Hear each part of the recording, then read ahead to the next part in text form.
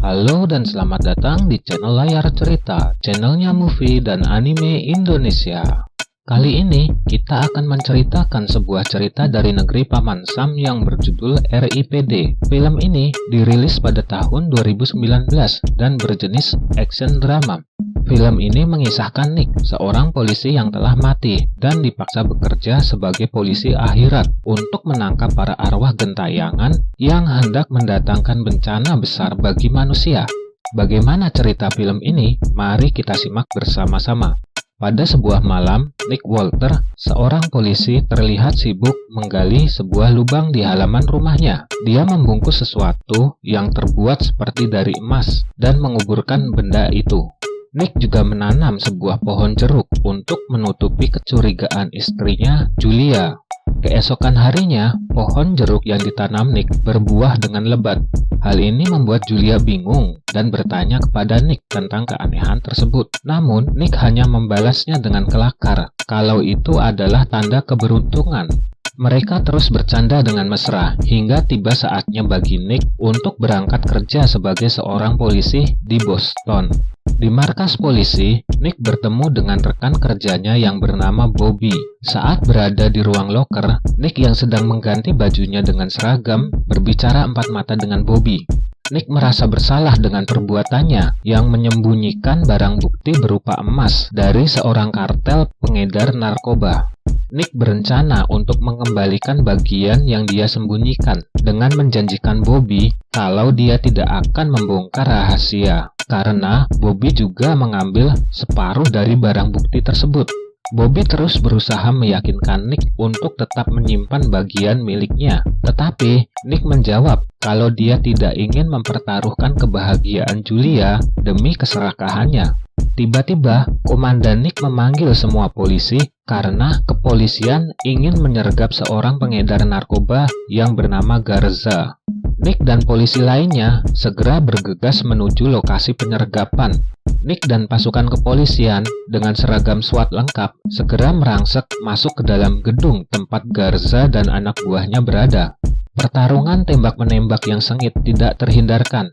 Nick mengejar Garza yang mencoba melarikan diri melalui atap. Namun, Garza berhasil lolos dengan cara melompat dari jendela. Saat berada di lantai atas dan tidak ada saksi lainnya, Bobby datang dari belakang Nick dan memberitahu Nick kalau dia tidak ingin Nick menyerahkan emas yang dia selundupkan. Nick merasa bingung, namun Bobby segera menembak Nick dan Nick terlempar dari lantai atas hingga jatuh dengan kepala yang terbentur lantai.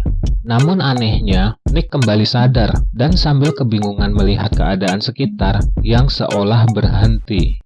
Saat Nick keluar dari gedung tersebut, sebuah pusaran hitam tampak di angkasa. Tanpa terasa, tubuh Nick terbang seolah terhisap masuk ke dalam pusaran tersebut. Setelah terombang-ambing sebentar, Nick tiba di sebuah ruangan dan bertemu dengan seorang wanita yang bernama Proctor. Setelah berbicara sebentar dengan Proctor, akhirnya Nick sadar kalau dirinya telah mati. Saat ini, Nick memiliki pilihan untuk bekerja di RIPD atau segera menghadiri penghakiman dirinya. Proctor memberitahu kalau Nick bersedia bekerja selama 100 tahun, dia akan memperoleh rekomendasi untuk masuk surga. Pekerjaan utama polisi akhirat adalah menangkap arwah gentayangan yang disebut Dead O. Setelah setuju, Nick menerima rencana kepolisian RIPD yang berbentuk seperti tato. Kemudian, Proctor membawa Nick menemui seorang polisi dari zaman koboi yang bernama Roy. Roy adalah seorang sheriff yang mati di tahun 1800-an. Dia juga memiliki latar belakang yang sama seperti Nick, dikhianati oleh rekan kerjanya sendiri. Setelah berkenalan, Roy mengajak Nick kembali ke Boston melalui sebuah toilet yang terhubung dengan sebuah bengkel servis VCR. Mereka kemudian menuju ke pemakaman Nick. Melihat rekannya Bobby memeluk dan mencoba menenangkan Julia, Nick merasa kesal dan mencoba untuk memberitahu Julia tentang Bobby sesungguhnya. Namun, tidak seorang pun di pemakaman Nick mengenali dirinya, sehingga dia diamankan oleh kawan-kawannya sendiri. Nick bertanya pada Roy, kenapa semua orang tidak mengenali Nick. Dengan santainya, Roy menjelaskan kalau kekuatan alam semesta telah merubah wujud Nick menjadi orang lain. Roy kemudian memberikan identitas Nick dan membuat Nick heran karena sekarang dia tampak seperti seorang pria Asia yang sudah tua. Karena penasaran, Nick bertanya tentang identitas yang digunakan Roy. Ternyata, Roy tampak seperti seorang wanita yang sangat seksi. Menurut perkataan Roy, hanya sesama anggota RIPD yang bisa melihat wujud asli mereka. Mereka berdua segera memulai tugas mereka, memburu arwah penasaran yang berkeliaran di kota. Ketika dalam perjalanan, Nick bertanya tentang masa lalu Roy. Ternyata, Roy juga dikhianati oleh rekan kerjanya dan mulai membenci semua rekan-rekan setelah pengkhianatan tersebut. Roy menasihati Nick untuk segera melupakan Julia, karena sekarang Nick tidak akan kembali lagi. Akhirnya, mereka sampai ke sebuah bangunan tempat seorang arwah bersembunyi. Roy bercerita bagaimana keberadaan arwah membuat berbagai peralatan rusak tanpa alasan. Di dalam lift, Roy memberikan Nick peluru khusus yang jauh lebih kuat ketimbang peluru yang disediakan Proctor. Peluru tersebut disebut eraser atau penghapus karena mampu menghapus semua makhluk gaib yang tertembak, termasuk sesama rekan RIPD. Setelah mengikuti jejak bau busuk Dead O, mereka akhirnya sampai ke sebuah apartemen kecil. Stanley membukakan pintu, namun masih menolak kalau dirinya mati dan menjadi arwah penasaran. Setelah Roy memberikan sederetan bukti, Stanley berubah menjadi monster, sehingga Roy menyuruh Nick untuk segera memborgol Stanley. Namun diam-diam, Stanley merobek pintu kulkas dan melemparkan pintu kulkas tersebut ke Roy. Stanley kemudian memotong tangan kanannya dan melarikan diri dengan cara melompat keluar jendela. Nick seolah tidak percaya buruan mereka melakukan aksi bunuh diri. Namun Roy segera mendorong Nick keluar jendela. Ternyata Stanley masih hidup dan kembali terjatuh ketika Nick dan Roy menimpa tubuhnya.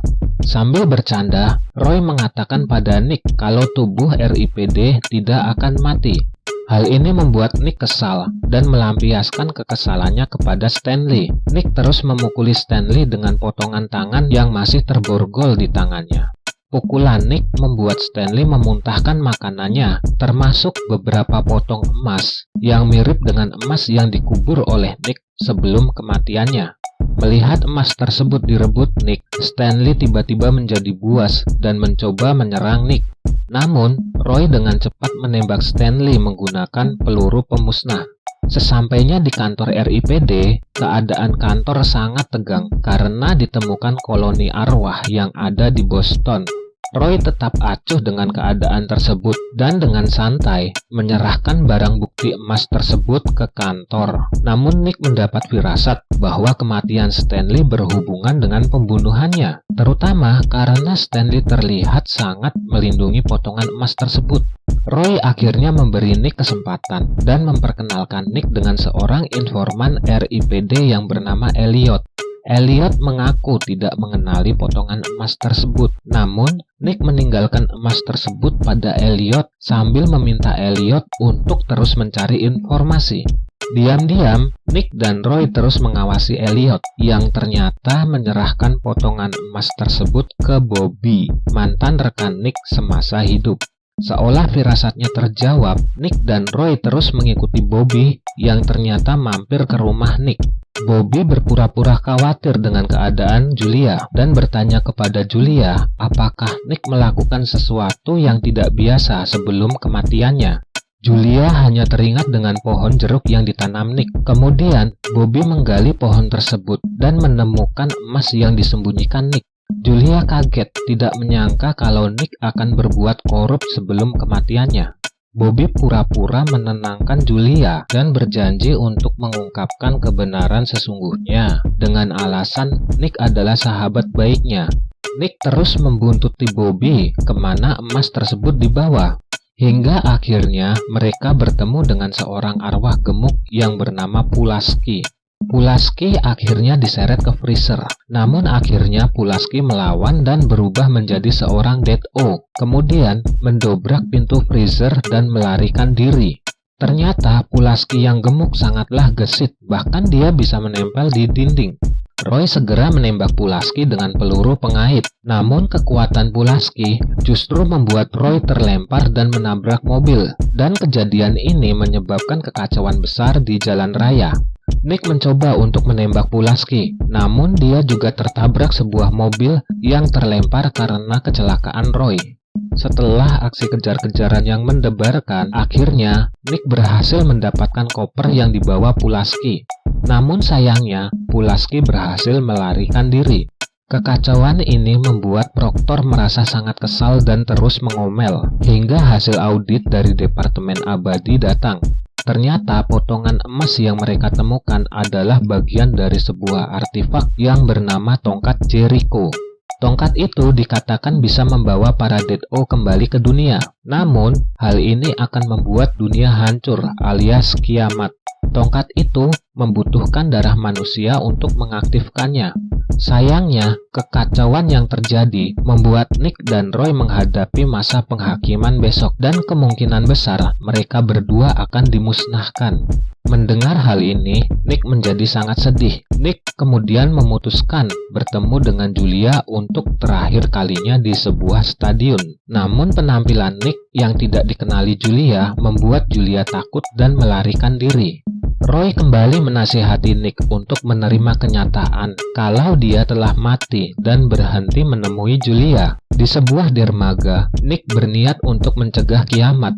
Mendengar ini, Roy akhirnya setuju membantu Nick, dan karena mereka hanya memiliki waktu selama 1 hari, mereka harus segera bergegas. Nick dan Roy memutuskan untuk menangkap Bobby dan mencari tahu keterlibatan Bobby dengan artefak tersebut.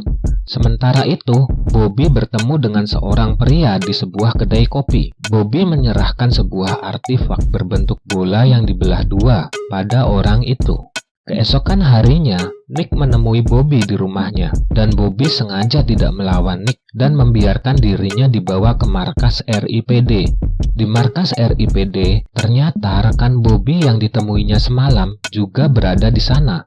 Setelah barang bukti dikumpulkan, ternyata artefak berbentuk setengah lingkaran itu menyatu. Dan saat itu juga, seluruh anggota polisi di markas RIPD berhenti bergerak. Para Dead-O yang ada di markas RIPD segera membawa kabur kepingan emas yang hendak dijadikan barang bukti. Sementara itu, anak buah Pulaski segera menyusun kepingan artefak tongkat Jericho. Setelah tersusun, pancaran energi mulai menghubungkan dunia dan akhirat. Di tengah semua kekacauan tersebut, Bobby berhasil menculik Julia dan berniat menggunakan Julia sebagai pengorbanan untuk mengaktifkan artefak.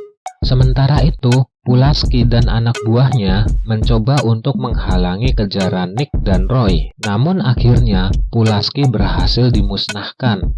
Saat Nick dan Roy sampai di lokasi artefak, Bobby segera menusuk Julia. Darah Julia diserap dengan cepat oleh artefak. Nick segera meminta Roy untuk menghentikan aktivasi artefak. Sementara itu, Nick akan melawan Bobby. Setelah aksi tembak-menembak yang seru, Roy akhirnya berhasil menghancurkan formasi artefak dengan menggunakan sebuah truk. Hal ini membuat pintu neraka tertutup. Perhatian Bobby pun teralihkan, sehingga Nick bisa menembak Bobby. Sementara itu, Julia yang sekarat karena kehilangan banyak darah membuatnya bisa melihat wujud Nick yang sesungguhnya. Akhirnya, Nick bisa meninggalkan pesan terakhir yang selama ini mengganggu jiwanya. Nick berharap agar Julia bisa terus menjalani hidup tanpa dirinya. Nick mencium Julia untuk mengucapkan selamat tinggal. Tiba-tiba Julia tersadar. Dia terbangun di sebuah rumah sakit. Ternyata ini adalah campur tangan Proctor yang menyamar menjadi seorang dokter. Kemudian, Proctor membawa Nick dan Roy keluar dari rumah sakit dan memberitahu mereka kalau mereka masih memiliki waktu yang panjang untuk bekerja di RIPD. Itulah akhir dari film ini. Bagaimana menurut Anda? Apakah ada request film yang harus kita buat? Silahkan isi komentar dan jangan lupa untuk menekan tombol like jika channel ini dirasa menghibur. Sekian dan terima kasih, sampai jumpa di episode berikutnya.